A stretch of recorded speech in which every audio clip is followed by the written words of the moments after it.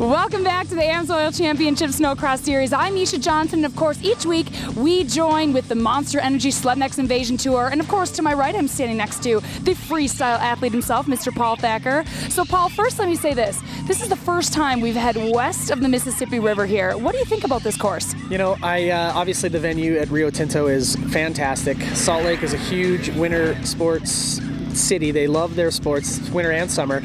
So it's pretty exciting to come into a town that have a lot of fan base. It should be exciting. All right, Paul, so for those out there who have never seen your show, can you describe a little bit about what you guys do? Well, we do a high-flying, acrobatic, physics-defying, gravity-defying show on a 500-pound couch, basically. So you guys are physicists, is what you're saying? Far from it. I think I flunked that class. No, we do, obviously we do some stuff upside down. We hang big tricks out. It really is, if you haven't seen it in person, you really have to. It doesn't do it justice until you get to see it going down in real life.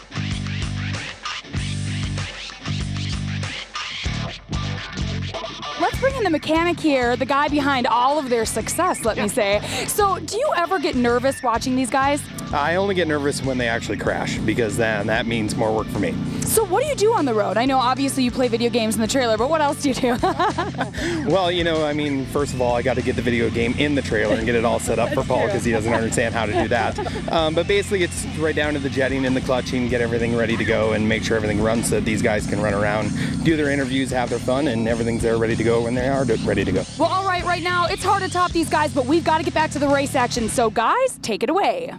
Misha, thanks. Packed in at the starting line. This is the Pro Stocks Round 2, Heat 1, and they're off. You gotta love Pro Stock. These are the machines you can go right into the dealer, buy, show up here and race. You don't have to do anything. All you need is a bunch of fun coupons. One thing we've noticed, MacMan, is that there has been mayhem in the corners. Boy, there isn't. It's a 1-ace. Oh, check it out here. Who's that?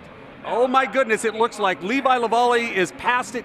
That's got to be Garth Kaufman right there. Yep, the G-man went down. Boy, tough break. The way he's been running today, he's been out front. Lavallee is out there screaming Steve Taylor in second. I see Wes Selby there too in lap 3, riding hard. Boy, Selby's got a great run going here. He is right on the back of Taylor, giving Taylor more than he can handle. Talk about the tight corners. Every single race, it seems like we're bumping and grinding into the corners. Did you notice that Tucker just passed, or Tucker's back up to 5th now. He's coming up to Malinowski, but Selby's just ahead of him. Oh, there's Selby down. Once again, and this looks like it could be serious. It really does. No, we can't see it, but Selby's down. Robbie there up in the top of your screen. Going to land there on Selby, but he didn't actually hit Selby. He landed on the side panel and the front suspension, but I can see Selby's leg is hanging out. He's stuck under there. Race has been stopped. They'll do a restart.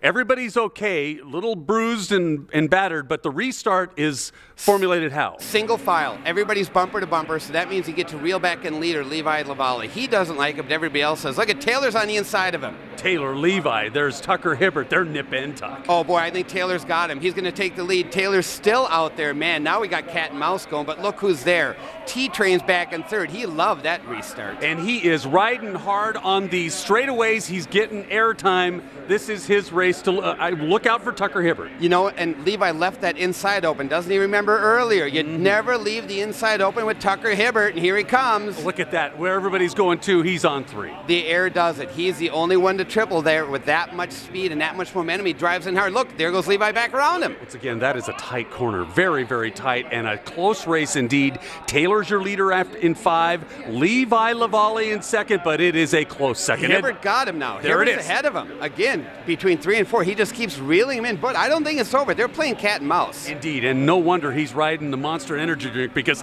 he flat out is a monster on it. No, if you watch him in these corners, check that out there. Tucker Hibbert will grab the snowmobile, pull down on the handlebars in midair, and make a correction in midair. Watch how he does this. It's incredible. Few can do what he does, you say. No, and that's why I look at it right there I'm talking about. He'll use body English and move the snowmobile into positions other riders can't.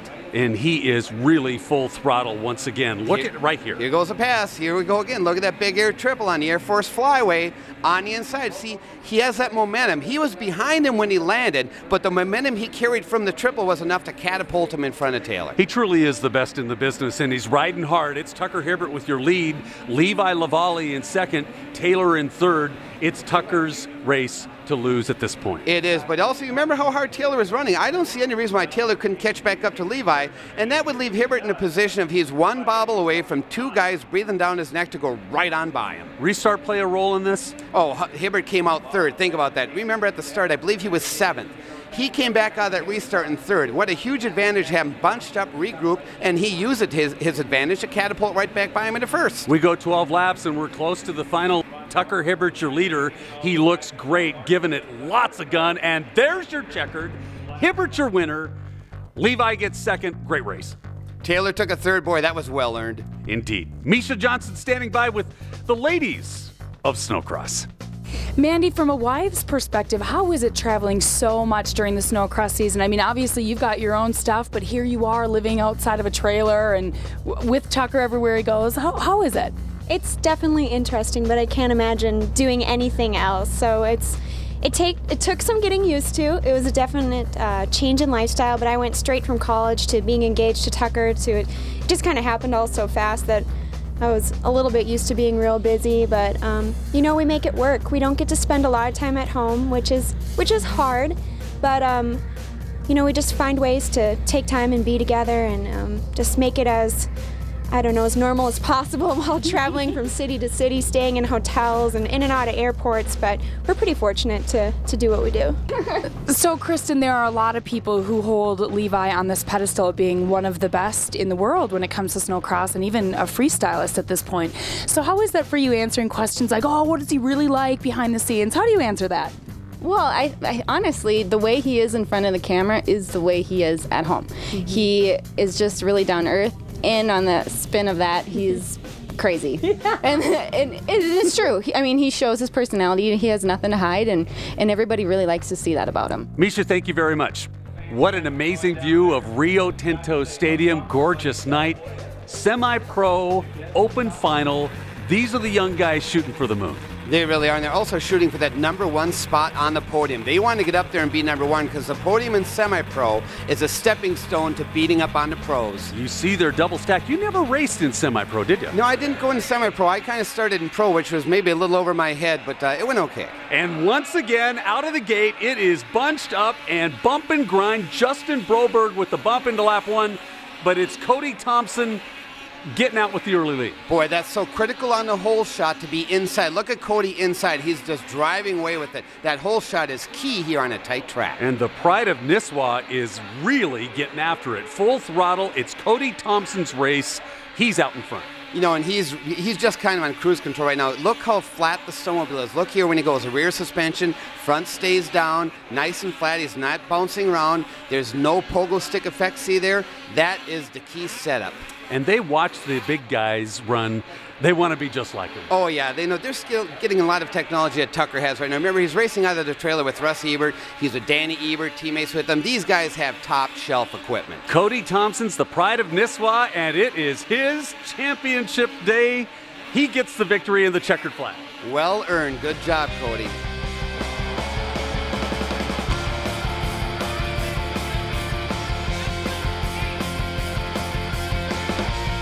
Still ahead, the Pro Stock action heats up. The same sleds you can buy at the dealer are ready to race. And check out this nifty move by Tucker Hibbert.